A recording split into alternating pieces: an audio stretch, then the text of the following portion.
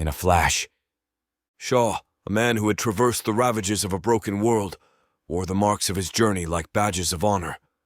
He had ventured through the realms of chaos, the post-apocalyptic remnants of what once was a land of freedom and opportunity, the United States. He was a lone guard, a border patrol agent assigned to the Tucson station in Arizona, torn away from the comforting embrace of his family from before the beginning of the cataclysmic EMP attack. The landscapes he traversed were marred by decay and despair. He had witnessed the downfall of civility and the rise of cruelty, escaped the bonds of slave labor in the heartlands of Oklahoma, his every step a defiance against the shackles that sought to claim him. He had felt the sting of a bullet, a cold, unfeeling piece of metal shot by hands foreign and hostile, Chinese soldiers in the ravaged lands of Missouri. But fortune, it seemed, had a peculiar sense of humor. He was saved, dragged from the brink of oblivion by Ivory Hecker, a light in a land consumed by darkness. The journey from St. Louis to his hometown had been a grueling odyssey, his body cradling the pain of his bullet wound like a cruel reminder of his ordeal. The transport, every jolt and every bump, was a dance of agony, but the thought of reuniting with his family, of the miles diminishing under the rolling wheels, infused his spirit with a resilient hope. His feet, weary but unbroken, exited the train station, and he commenced his walk down the hauntingly familiar streets of Erie, Pennsylvania. His eyes, vessels of untold stories, scanned the remnants of his past life, the silhouette of his hometown whispering tales of yesteryears. The town, a living echo of what once was, held secrets of his former life, memories of laughter and love mingling with thou of destruction. His heart, beating to the rhythm of hope, yearned for the embrace of his family, for the assurance that love, undying and unbroken, still lingered in the corners of this fractured world.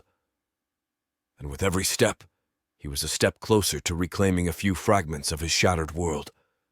His journey was a testament of resilience and undying human spirit dancing in the ruins of a fallen world. As Shaw's weary boots hit the sidewalk, his gaze was drawn down the familiar lane, and there it was, his home, a silent witness to a life that seemed almost imaginary now. His heart raced, and a medley of emotions tangled within him.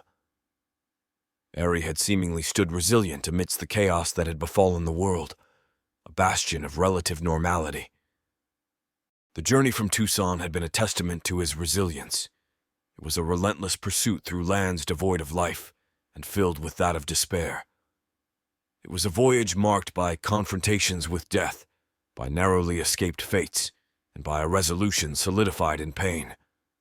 His body was now a canvas of scars, resonated with the memories of battles fought, both against others and against the dying of the light within him. He was a living relic of his journey, his every step a reminder of his will to return, to reunite. As he walked closer to his home, memories swirled around him, whispering fragments of a life once lived, of laughter and love. His house was not just a structure. It was a repository of his past, his loved ones, his memories. It was his haven in a world lost to turmoil. His steps, each one echoing with the remnants of his journey, brought him closer to his past, to his home, to that sanctuary. His heart filled that of hope and fear, joy and sorrow, anticipation and anxiety. And as his footsteps brought him ever closer to the door of his home, the world around him seemed to blur. He was home, he was back, and his odyssey was near its end. Shaw's heart swelled within his chest, eyes glued to the sight of Michelle and their sons exiting their front door. He could feel his body pulling him towards them, a magnetic force of love and longing, urging him to break into a run, to bridge the gap that had been too wide for too long. His legs began to move, faster, faster, every stride a beat in step with that of his heart's song. It was a moment of reunion, of lives intertwining again, a moment he had fought for, bled for. It was the dream that had fueled him. But fate, it seems, is often a cruel painter, its brushstrokes heavy and unrestrained. A flash, a blinding, searing light tore through the sky, casting an eerie whiteness over the world. Time seemed to slow. Every second stretched into eternity as Shaw's steps faltered, and his body froze. His eyes, wide with horror and disbelief, were locked onto his family. Their forms, once vibrant and filled with life, were now shadows against the incandescent backdrop. A silent scream tore through his soul, the air around him ablaze with an unseen fire, every fiber of his being screaming in silent agony. The light consumed them, his wife, his sons, his world. It was an ephemeral moment, a fleeting instant between existence and oblivion. They were gone, their existence erased in a flash of light and heat.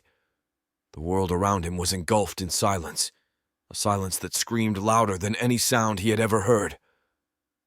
And then, his body, the vessel of his journey, the bearer of his soul, joined them in oblivion. Silence and the light melded into one, and Shaw, the warrior, the husband, the father, was no more. He had come so close, had fought so hard, had survived against all odds, only to witness the world, his world, stripped away in a final, cruel stroke of fate.